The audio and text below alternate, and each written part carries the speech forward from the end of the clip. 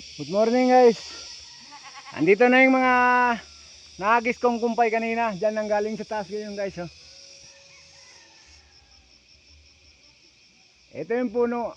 Kita doon sa malayo guys. Nandyan lang nakalagay yung mga kambing ko sa baba ng puno. Sa ilalim ng puno.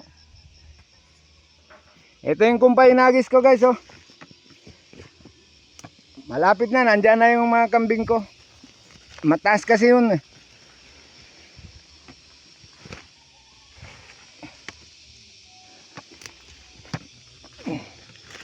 Iagis ko na lang din. Malapit na. Nandyan na yung mga alaga ko.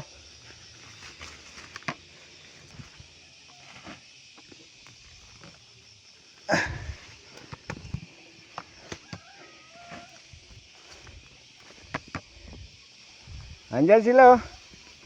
Hinabangan na ako. Ayan. Huh. Andyan sila oh.